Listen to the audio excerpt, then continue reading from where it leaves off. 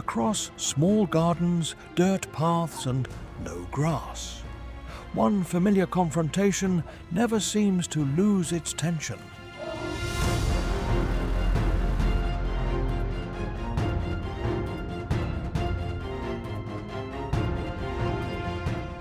At only a few feet apart, every turn becomes a test of nerve energy and timing.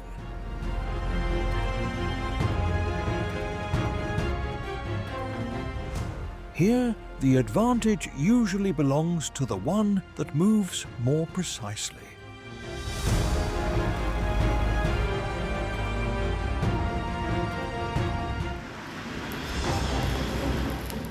In a small garden, the slightest movement across the ground immediately pulls the mongoose forward.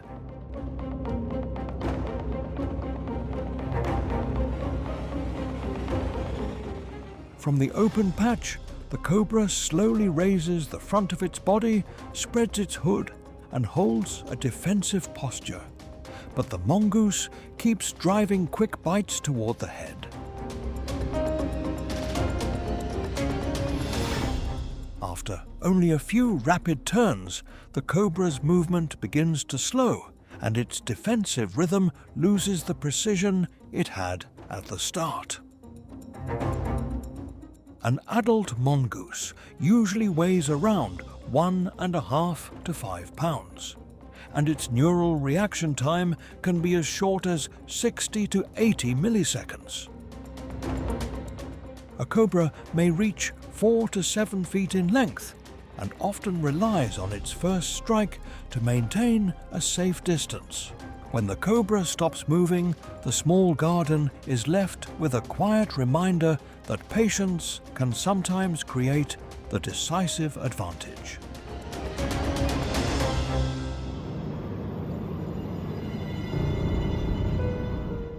Along a narrow dirt path beside the brush, a cobra is crossing when a mongoose suddenly cuts it off, turning a quiet stretch of ground into a tense test of reflexes.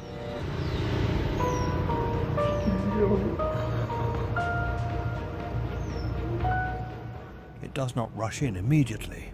Instead, it circles in tight arcs, constantly changing direction so the cobra's short strikes only skim through empty space.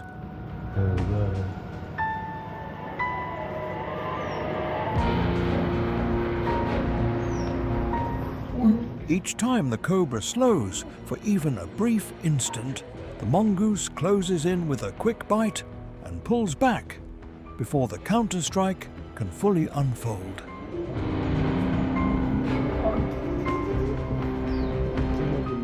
Mongooses have a highly developed sense of smell and can sprint in short bursts at nearly 20 miles per hour, allowing them to keep constant pressure while still controlling a safe distance.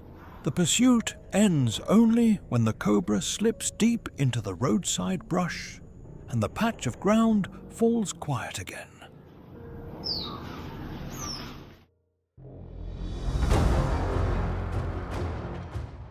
On an open patch of dry ground, a mongoose spots a cobra and almost instantly shifts from watching to closing in.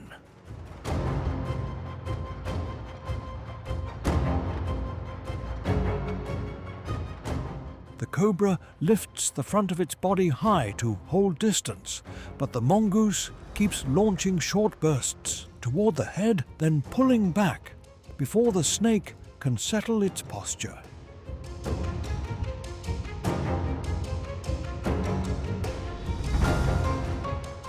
Small but sharp teeth gradually slow the cobra's reactions with every turn, while the mongoose keeps moving with the same compact precision.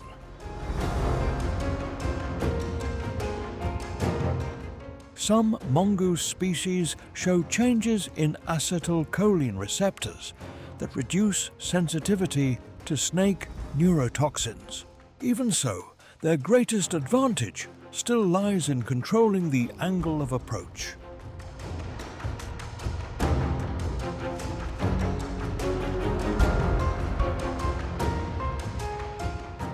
When the cobra lies still on the ground, the mongoose walks away without looking back, leaving behind a brief silence over the dry earth.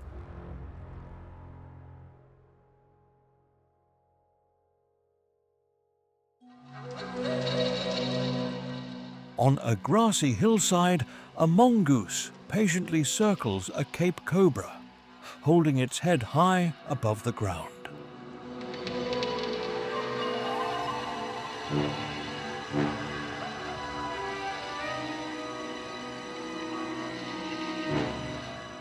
Each time the cobra turns to stay face to face, the mongoose shifts its angle again, forcing the snake to keep adjusting and spend more energy.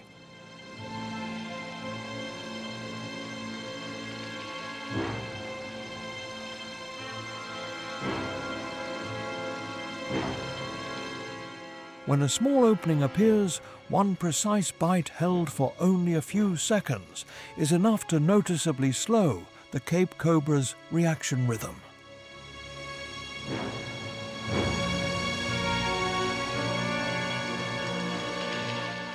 Cape cobras usually measure around 4 to 6 feet in length, while the mongoose's flexible spine and well-gripping foot pads allow near-instant direction changes at close range. As movement gradually settles on the hillside, the final advantage belongs to the one that can keep a steadier rhythm for longer.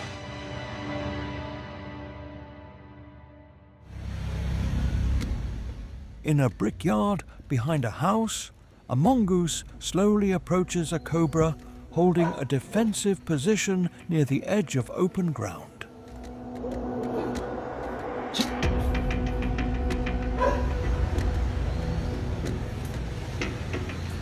Without much hesitation, it suddenly darts, engrips the head for a few seconds, then backs off just enough to watch the next reaction.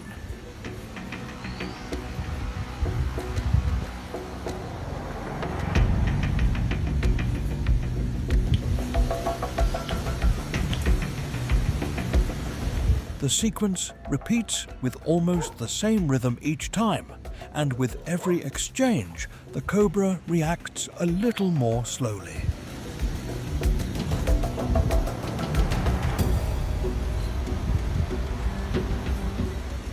Repeatedly lifting into a defensive posture can rapidly increase a cobra's breathing rate and energy cost, while mongooses stand out for their ability to recover movement after only a few seconds of backing off.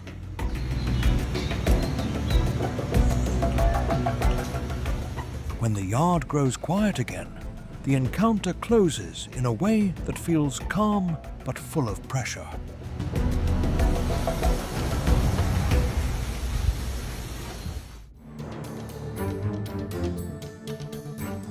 Beside an old pile of bricks, along a village road, the cobra is pressed by the mongoose and forced to shift from defense to escape.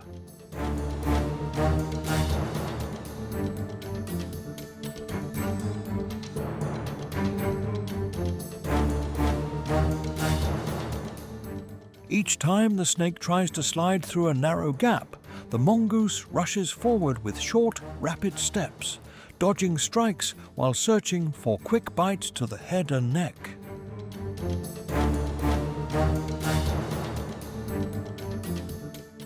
The cobra uses the broken ground to buy a few valuable seconds, sliding close to the bricks and trying to keep some cover from the relentless pressure. Narrow gaps between bricks favor the cobra because of its long body and belly scales that grip surfaces well, while the mongoose relies on close-range vision and short steps to stay near. In the end, the cobra disappears deep into the pile, leaving behind a retreat marked by fresh signs of contact.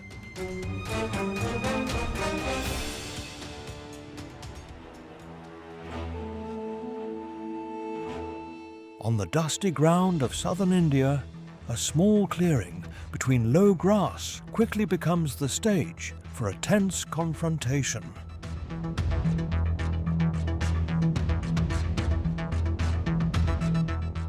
A spectacled cobra slowly raises the front of its body, spreads its distinctive hood, and releases a low hiss to hold distance from the approaching mongoose.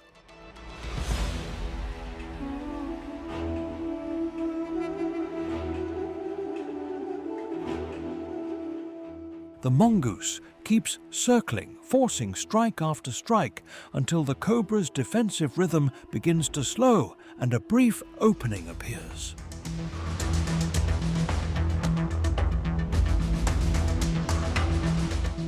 An adult spectacled cobra can grow beyond 7 feet. Its venom acts directly on the nervous system and in high doses can rapidly impair movement. One precise bite closes the chase, a reminder that speed and persistence can sometimes overcome even a clear size advantage.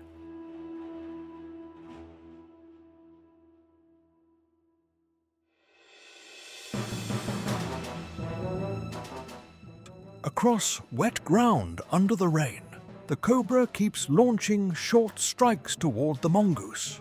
But each time the head passes forward, the mongoose has already left that position.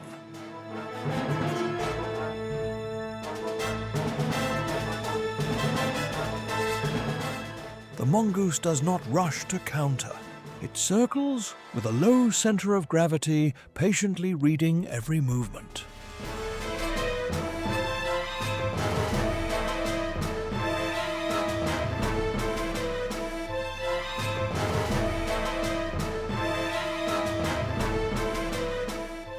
When a gap appears, it immediately drives in with compact bites aimed straight at the head, and the cobra's defensive rhythm begins to slow.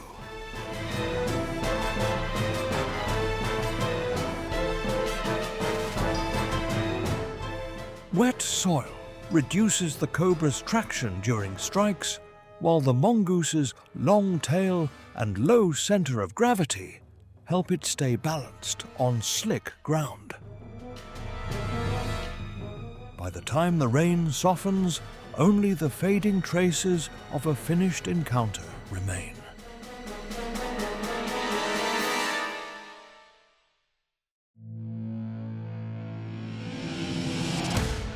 At a shallow puddle along the dirt road, the cobra is pressed by the mongoose and slides into the water as if searching for temporary safety.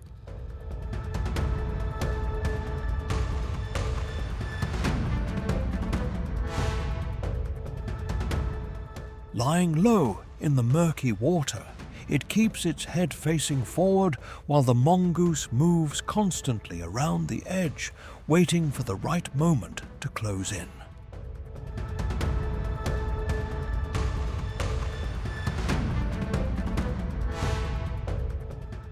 After repeated bursts of pressure, the cobra gradually loses the ability to hold its defensive position, and the mongoose quickly gains control of the head.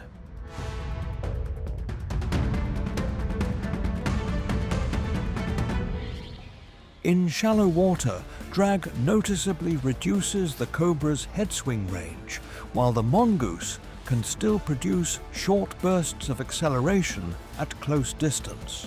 When the surface becomes still again, it drags the snake into the roadside grass and disappears.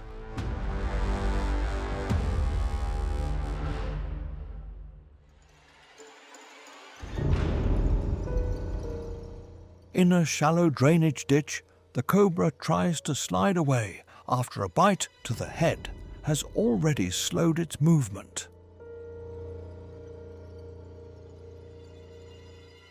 Even as the snake attempts to retreat, the mongoose stays close behind, constantly closing the distance and never allowing the cobra to settle its posture again.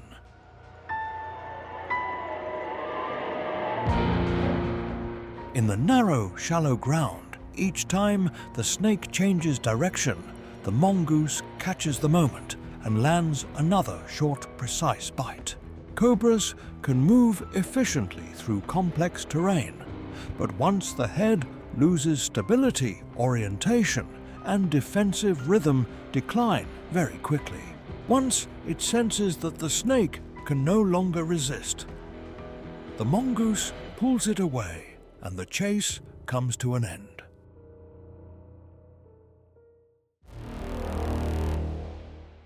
At the edge of open woodland, a mongoose comes face to face with a king cobra holding its body high above the ground and tracking every step. The king cobra strikes first, but the mongoose leans clear of the line of attack and instantly closes in from a tighter angle.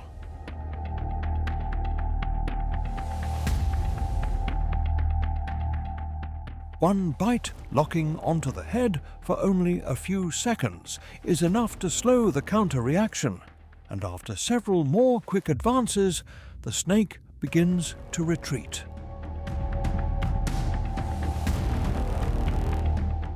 A king cobra can reach 10 to 13 feet in length, making it the longest venomous snake in the world. Its eyesight is sharp enough to track movement from more than 300 feet away.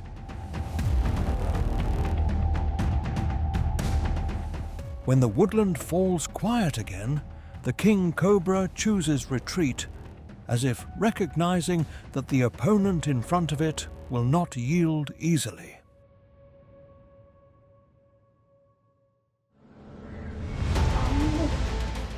Across gardens, narrow paths, shallow puddles, and open woodland, what emerges is more than a series of tense encounters.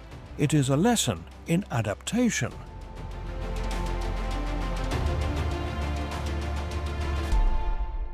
Nature rarely works through strength alone. More often, precision and the ability to stay calm decide who keeps the advantage. And when the ground finally settles, what remains is the fragile balance quietly holding the rhythm of the entire ecosystem.